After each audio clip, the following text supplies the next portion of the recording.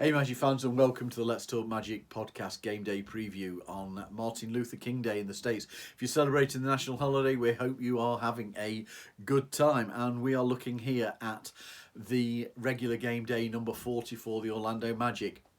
It is a tough battle that's facing the team as we are in the Madison Square Garden to take on the New York Knicks.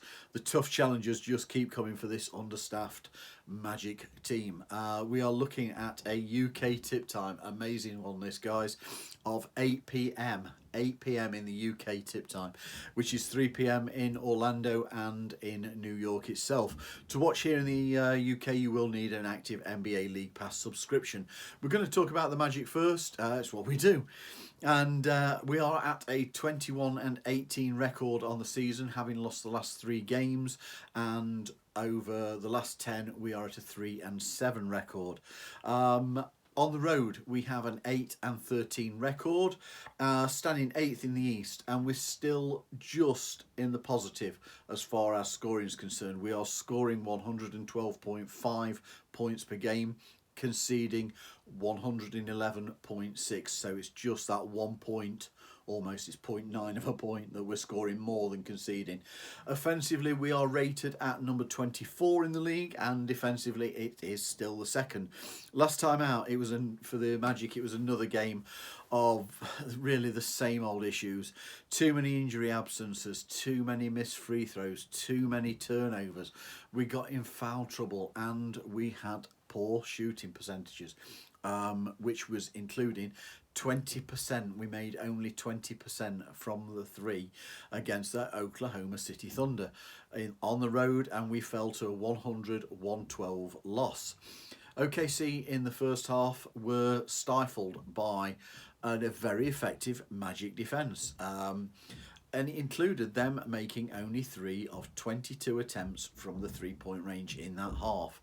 However, the third quarter, the Thunder got going. We can't put it any other way. They hit 10 of their first 12 shots in that period and took a 13-point lead into the final quarter.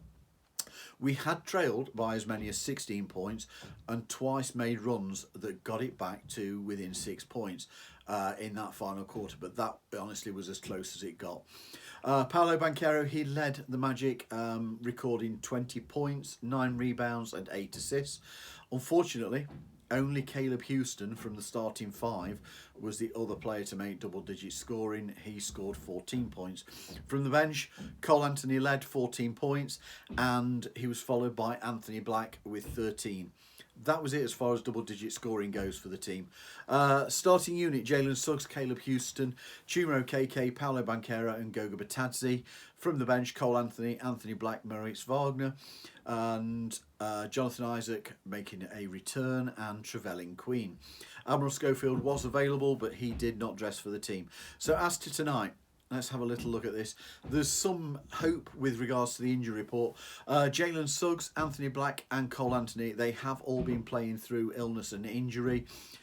They've all played significant minutes, and they've really helped the team in a time of need. Expect them to continue doing exactly the same tonight.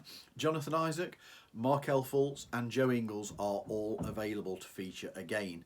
Jonathan Isaac, he returned against OKC, having missed the previous 10 games with injury. In those 15 minutes, he put up 6 points and 5 rebounds. If we could continue to get a little bit more production out of him, his value to the team is so great. They are available tonight. Jonathan Isaac, Markel Fultz and Joe Ingles, all available again. Wendell Carter Jr., he is listed as day-to-day and shown as questionable. I'll be honest, I'll be surprised if we actually see him go. Both Franz Wagner and Gary Harris are out. Jet Howard remains on G League assignment, and Kevon Harris, as always, is listed as a coach's decision not to play as he recovers from a knee injury that kept him out at the back end of last season. Should any of the day-to-day injuries become available, well, we're really only talking about Wendell there, then Coach Mosley will have a decision to make. Other than that, we do have a little bit more availability of manpower tonight, but I'd be surprised if we see any huge changes to the starting group. in all honesty. As to the New York Knicks, regular season so far 23-16. They won their last game and are at 6-4 in the last 10 played.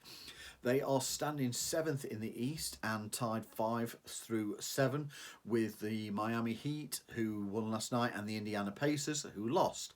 Points per game, the Knicks are scoring 115.6 and conceding a very similar number to ourselves, 111.6. In fact, that is exactly the same number as ourselves.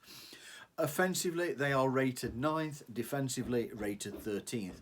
At home, the Knicks have been strong, holding a 11-4 record. The Knicks are among the league leaders in offensive rebounds. It sees them leading second chance points.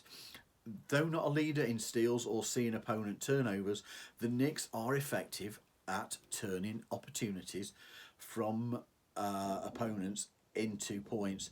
Defensively, the Knicks keep fouls low and restrict free throw opportunities. They are also very effective at the defence of the paint. Opponents' second chance points are also lower through their rebounding ability, as we saw when we played them only a few weeks ago. More of that in a moment or two. The team are led by their two All-Stars, Jalen Brunson, Julius Randle. Brunson averaging 25.8 points per game, shooting 47%, and is making 6.4 assists per game. Those figures, I think, are slightly down from when we met them over the Christmas period. Julius Randle, he's putting up 24.4 points per game, 47% shooting also, and he is putting in 4.8 assists and 9.2 rebounds. Since we last encountered the Knicks, their starting unit has changed. As one or two people have joked, we beat them badly last time around, that they were forced into a trade. The Knicks acquired OG Anunoby from Toronto, and in the 7 games since he arrived, he has averaged 14.1 points per game and has been a consistent starter. Been there for 7 games and started all 7. Last time out for the Knicks, they took a road win over the Memphis Grizzlies, 106-94. The Grizzlies were short-handed in that game. The Knicks had trailed by 4 going into the half, but a third quarter where they outscored the Grizzlies by 15. It was 30-15 in that third quarter. That saw the Knicks take hold of the game. All 5 starters for the Knicks scored in double digits, led by a 24-point, 11-rebound double-double from Julius Randle. Miles McBride, he hit 19 points, and OG Anunoby, he made 18, and then also added 4 blocks to that number. Their starting unit for that game was Dante DiVincenzo, Miles McBride, OG Anunoby, Julius Randle, and Isaiah Hartenstein. Hartenstein, not Hartenstone. Wow. I'll get it right eventually, don't worry, guys. From the bench, Josh Hart, Quentin Grimes, Malachi Flynn, and Precious Achiuwa. You'll notice that there was no Jalen Brunson and no Mitchell Robinson, along with Jericho Sims being missing. As to tonight, the Knicks have those 2 significant injuries again. Mitchell Robinson, he is out for the season. However, interestingly, the NBA have denied the Knicks a disabled player exception, as there is some belief that he could return late in the season. Interesting if we do end up meeting them in the playoffs. The other player who is listed as day-to-day and with a calf injury is Jalen Brunson. I say he did miss the Memphis game. Expect Coach Thibodeau to run again with that same starting 5 if Brunson's not available to go. Brunson, if he is cleared, he's straight back into that starting unit. But the Knicks really don't use over many players. They are a team that focus on the starting 5 and bring in 3 or 4 guys from the bench. Head-to-head with the Knicks, 127 regular season games played, and the score stands at 125-122 to Orlando. Single meeting so far this season, as say on game day 31 in December, Orlando took a really gritty attitude to the court to take a 108-117 home court win. Jalen Brunson was met with constant pressure from Anthony Black and Jalen Suggs. Franz Wagner, he led us on the night with 32 points, 9 rebounds, 2 assists, 1 block and 4 steals. We really need him back. Paolo Banchero, he scored 29 in that game. along with taking 10 rebounds for a double-double. Paolo also had 4 assists and a block and a steal. Jalen Suggs in that game had 21.6 assists. For the Knicks, Julius Randle scored a 38-point, 12-rebound double-double, and Jalen Brunson had 8 assists with 20 points. Last season, the Knicks won the series 1-2, and Orlando won the final game of that series, so we are actually on a 2-game winning streak now against the Knicks. Each regular season has seen teams take regular wins from the other over previous seasons, both home and on the road. In the last 7 played, Orlando has 4 wins. A final thought for tonight: it's going to be a hard-fought physical battle. That is absolutely certain. Both teams typically play a similar style of basketball, though recently we have seen Orlando's style of basketball slightly change with the availability of personnel that we've had. It's been somewhat enforced. For Orlando to win this, and it is a much needed win to keep themselves in the hunt for the automatic playoff seeding. Results have seen that the Magic drop 2 games behind the 3 teams tied 5 through 7, of which the Knicks are 1.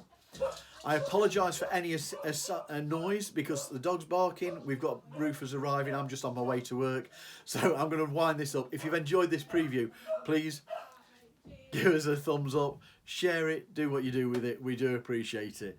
Subscribe to our YouTube channel. We really do appreciate it. It helps us do what we do. More importantly though, let's go Magic. Let's get that W.